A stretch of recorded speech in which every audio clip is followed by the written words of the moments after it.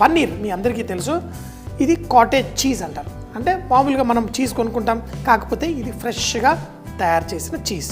మరి ఫ్రెష్గా తయారు చేసిన చీజ్ తొందరగా పాడవుతుంది కూడా.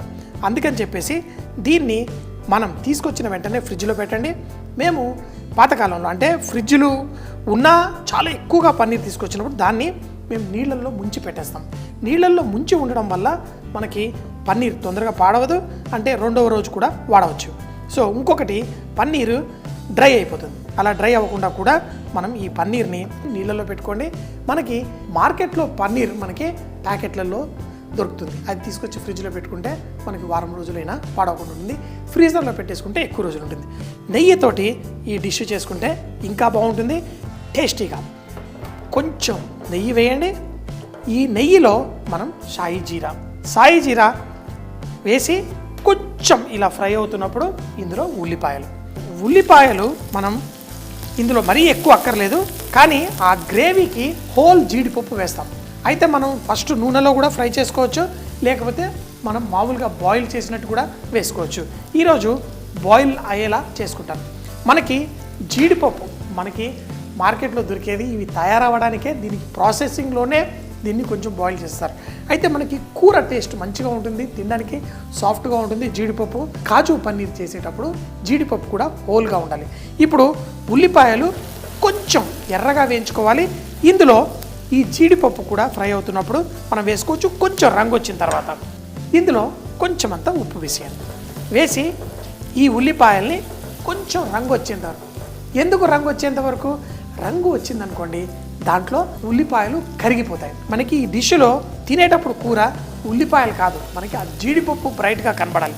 అంతేకాకుండా ఇందులో మనం టమాటో ప్యూరీ కూడా వేస్తాం. మనం ఈరోజు పన్నీర్ తెల్లగా, టమాటో గ్రేవీ ఏమో కొంచెం ఎర్రగా.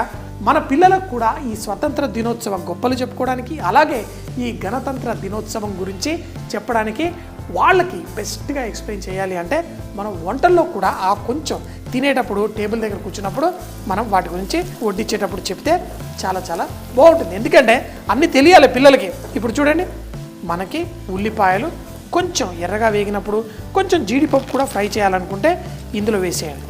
వేసి ఇప్పుడు జీడిపప్పు తొందరగా రంగు రాదు. ఇలా ఫ్రై చేసామనుకోండి జీడిపప్పులో కొంచెం స్వీట్నెస్ కూడా వస్తుంది.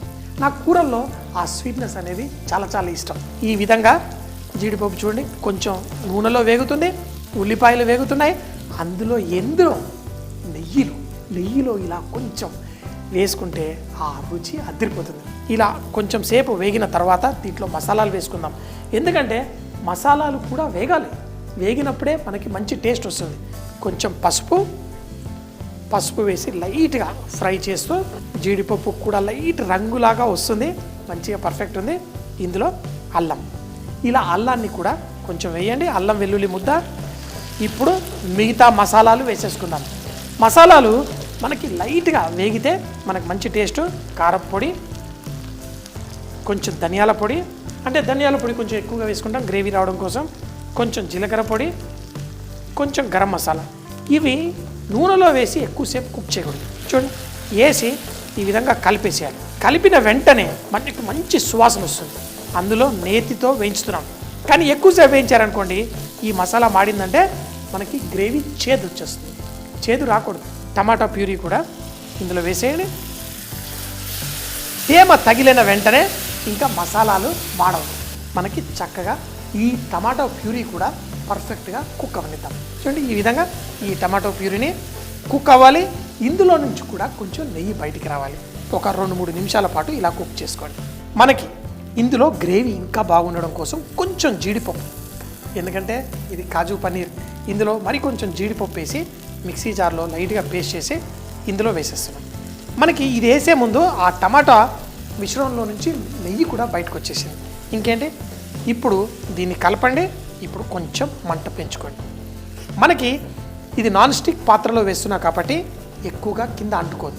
అదే కనుక మామూలు పాత్రలో చేస్తే ఇది కింద అంటుకుపోతుంది. కాబట్టి కంటిన్యూస్గా కలపండి. దీంట్లో నీళ్లు పోస్తాం, వేయండి. నీళ్లు వేసేసి దీన్ని మరగనిద్దాం. మనకి గ్రేవీ రెడీ అవుతుంది. ఇందులో హోల్ జీడిపప్పు ఉంది. మనకి ఆ చిక్కదనం కూడా ఆ జీడిపప్పు వల్ల వస్తుంది, మసాలాల వల్ల వస్తుంది, అన్నిటి వల్ల. ఇలా సింపుల్గా చాలా ఈజీగా మన గ్రేవీస్ చేసుకోవచ్చు. కాకపోతే ఇప్పుడు దీన్ని ఉడకనిద్దాం. ఇది ఉడకనిచ్చేటప్పుడు మన దాంట్లో టమాటా వేసాం, జీడిపప్పు వేసాం, కొంచెం అంత కసూరి మేతి. దీన్ని ఈ విధంగా పొడి చేసి ఇందులో వేసేయండి. ఇలా వేసినప్పుడు అందులో ఉన్న అద్భుతమైన సువాసన ఈ గ్రేవీకి వస్తుంది. ఇప్పుడు దీన్ని మనకు కావలసిన చిక్కదనం వచ్చేంత వరకు స్లోగా కుక్ చేసుకోండి. ఇప్పుడు చూడండి, మనకి ఈ గ్రేవీ ఉడికిన తర్వాత ఈ విధంగా పర్ఫెక్ట్, రెస్టారెంట్లలో ఎప్పుడు చూస్తుంటారు కదా ఈ విధంగా గ్రేవీ చూడండి, జీడిపప్పుతోటి పర్ఫెక్ట్. ఇందులో మనం నెక్స్ట్ వేసేది పంచదార. ఎందుకు ఈ కొంచెం పంచదార మనకి దీంట్లో పులుపుని ఏదైనా కట్ చేయడానికి ఉంటుంది. మరీ ఎక్కువ వేయకూడదండి, ఎందుకంటే ఎక్కువైందనుకోండి మళ్ళీ బాగోదు. ఈ విధంగా మనం ఈ గ్రేవీని అడ్జస్ట్ చేసుకోవాలి. టేస్ట్ అడ్జస్టింగ్ ఏంటి అంటే మనం ఇప్పుడు కొంచెం స్వీట్నెస్ వేసినప్పుడు ఉప్పు కూడా తగ్గినట్టు అనిపించింది. ఇందులో ఉప్పు మళ్ళీ పన్నీర్ వేసిన తర్వాత వేద్దాం. పచ్చి బఠానీ అలాగే పన్నీర్ కూడా ముక్కలు రెడీగా ఉన్నాయి. ఈ పన్నీర్ ముక్కల్ని కూడా ఇందులో వేసేసుకుందాం. పన్నీర్ ముక్కలు ఎర్రటి గ్రేవీలో మనకి పన్నీర్ ముక్కలు చూడండి రెడీ. ఇది మన కాజు పన్నీర్. ఇందులో కొంచెం కొత్తిమీర వేసి, కావాలంటే ఈ డిష్ల్లో మీరు క్యాప్సికమ్, పచ్చిమిరపకాయలు అలాంటివి కూడా వేయచ్చు. కానీ నాకు ఈ కసూరి మేతితో వచ్చే ఈ ఫ్లేవర్ చాలా చాలా ఇష్టం. క్యాప్సికమ్ కూడా ఇష్టమే, కానీ మీరు కావాలంటే వేసుకోండి. కొంచెం క్రీమ్ కూడా వేస్తాను. ఎందుకు చూపిస్తున్నానంటే దీన్ని క్రీమ్ ఇందులో వేసేటప్పుడు చాలామంది కంప్లైంట్ ఏం చేస్తారంటే విరిగిపోతుంది. ఎందుకు విరుగుతుంది అంటే ఇందులో ఉన్నదేమో టమాటా గ్రేవీ, ఇందులో ఉన్నది క్రీమ్. ఈ రెండు వేడిలో కలిసినప్పుడు విరిగిపోతాయి, పాలు విరిగినట్టుగా విరుగుతుంది. అదే కనుక మనం ముందే ఈ విధంగా క్రీము ఆ గ్రేవీని కలిపేసుకొని ఇందులో వేసేసుకోండి. ఇలా క్రీమ్ని ఫస్ట్ కలిపేసి వేయడం వల్ల మనకి గ్రేవీ మరింత చక్కగా తయారవుతుంది. మరొక్కసారి టేస్ట్ కూడా చూద్దాం, ఎందుకంటే ఉప్పు లాస్ట్లో కొంచెం లైట్గా ఉప్పు పడుతుంది. ఉప్పు వేసారనుకోండి పర్ఫెక్ట్గా ఎంజాయ్ చేయొచ్చు. ఇలా పన్నీర్ ఆ గ్రేవీ లోపల కూడా, ఎందుకంటే క్రీమ్ వేసిన తర్వాత ఆ సెంటర్ పాయింట్లో కూడా లైట్గా కుక్ అవ్వాలి. కాజు పన్నీర్ వేడిగా సెంటర్లో పోద్దాం. ఆ పన్నీర్ ముక్కలు కూడా ఇందులో చూస్తుంటేనే ఎంతో సాఫ్ట్గా ఇలా మెల్ట్ అయిపోయే విధంగా ఉన్నాయి. గ్రేవీ మన ఇళ్లలోనే పన్నీర్ కూడా చేసుకోవచ్చు. వడ్డించేటప్పుడు కొంచెం పచ్చి బఠానీ ఉన్నా ఇది కొత్తిమీర ఇంకా రంగుకి ఇస్తుంది, మరీ ఎక్కువ. చూడండి ఎంత అందంగా ఎంత బ్యూటిఫుల్గా ఉందో. టేస్ట్ చేసేద్దామా?